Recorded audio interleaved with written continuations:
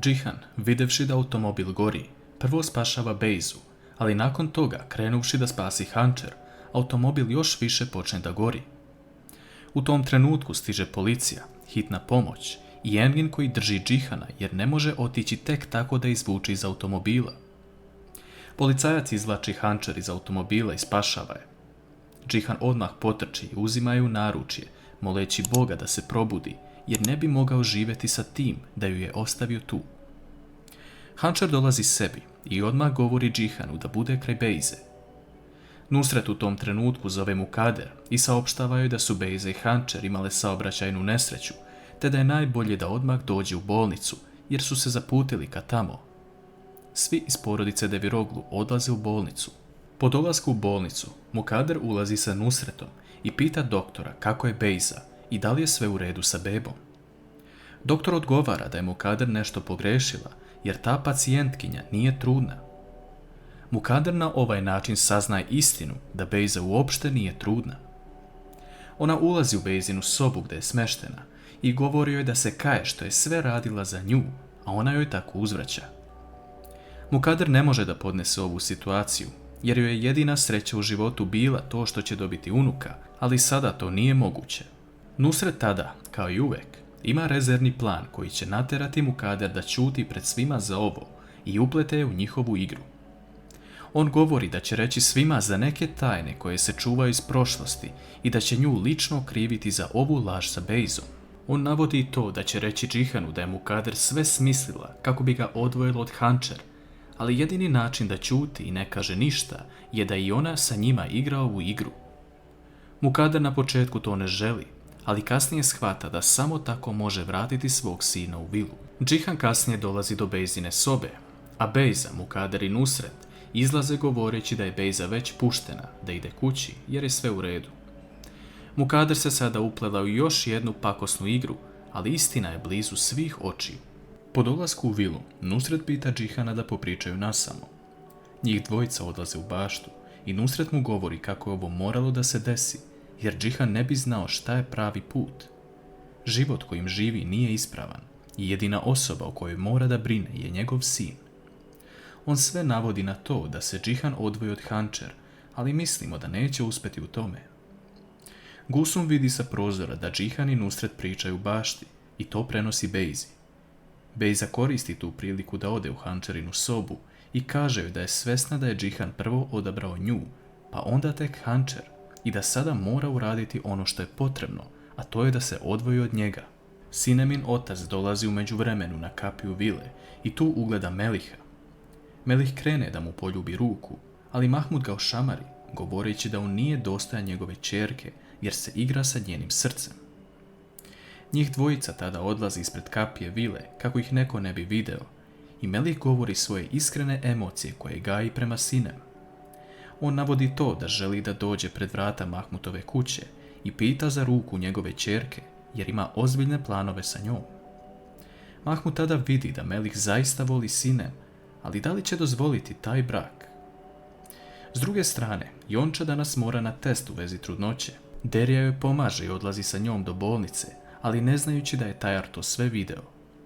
Po povratku kući, Derija odlazi da pomogne nešto komšinici, a Jonča ju se zahvaljuje na svemu.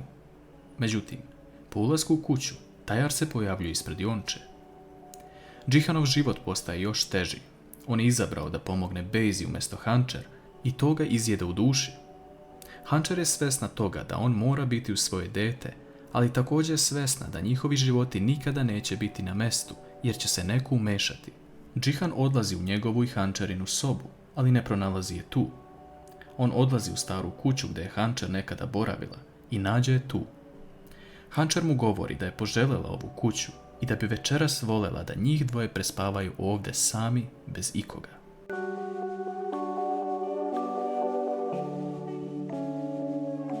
Dok se Mukader muči sa svojim bolovima koje je zadala lično sama sebi, time što će zbog svoje prošlosti povrijediti osjećanja svog sina, Džihan i Hančer večeraju u staroj kući i prisjećaju se svega što se desilo od Hančerinog dolaska ovdje. Bejza gleda u staru kuću, a Gusum je pita zašto su oni tamo sami.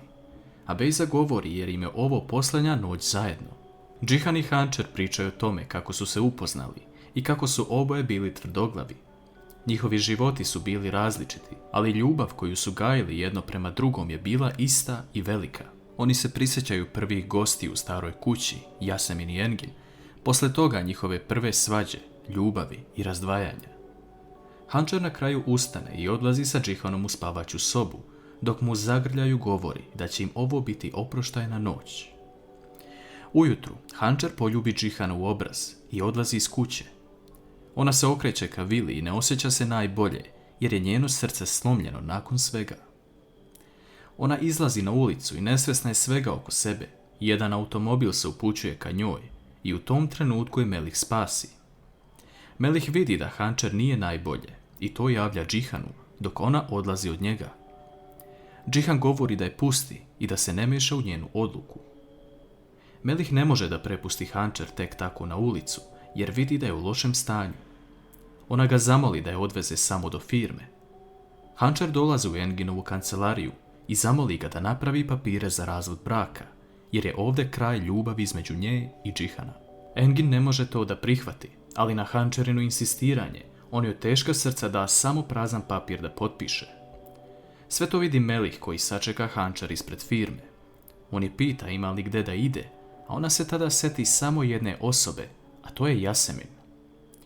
Yasemin u međuvremenu dobija analizu Bejzinih nalaza iz bolnice i shvata da se ti nalazi ne poklapaju sa onim iz trudnoće, te da ovi nalazi uopšte nisu od osobe koja je trudna. U tom trenutku se na njenim vratima pojavljuje Hančer. Hančer se zahvaljuje Melihu što je bio uz nju i zamoli ga da nikome ne prenosi ovo što se desilo danas. Yasemin pruža pomoć Hančer time što je odvodi u svoju kuću. Engin priča sa Džihanom o tome da je možda najbolje da odlože ove papire za 1 nedelju, ali Džihan mu govori da će ih sada uraditi. Engin mu kaže da Hančer nije želela ništa materijalno, već je samo dala potpis i otišla.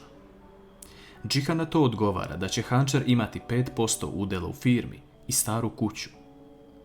Hančer priča sa Yasemin u njenoj kući i govori da je ovo moralo da se desi, jer ona ne želi da uništi život osobe koju voli. Džihan je izabrao Bejzu i dete naspram Hančer, ali to je bilo očigledno. Yasemin joj tu govori da ne treba toliko da gleda u budućnost, jer se beba još nije rodila. Ona to kaže jer počinje još više da sumnja na Bejzu. Melih se vraća uveče u vilu, a Sinem izlazi i pita ga gde se zadržao čitav dan. On joj govori samo da je imao važnog posla. Sinem kaže da je u vili jako loša situacija od kako je Hančer otišla, a Melih samo ćuti na to i pravi se da ništa ne zna. On u jednom trenutku kaže da će sačekati Džihana jer želi da mu saopšti za njihovo venčanje. U tom trenutku dolazi Džihan i odlazi ka staroj kući. On zamišlja kako ga Hančer dočekuje i zagrli ga, ali tada mu Melih stavi ruku na rame, govoreći da ga je dozivao, ali se Džihan nije javio. Njih dvojica pričaju o tome šta Džihan prolazi i u jednom trenutku Džihan govori Melihu da se nikada ne zaljubljuje. Melih mu kaže da ima nešto da popriča sa njim jer je on već svoje srce poklonio nekome. Džihan ga potapše po ramenu govoreći da nema potrebe jer mu je sve rekao što je imao. Džihan kasnije odlazi u sobu i pre toga zamoli Fadime da mu donese lekove za glavu. Sve to vidi Bejza i nakon što Džihan zaspi, ona odlazi i počinje da ga mazi po licu.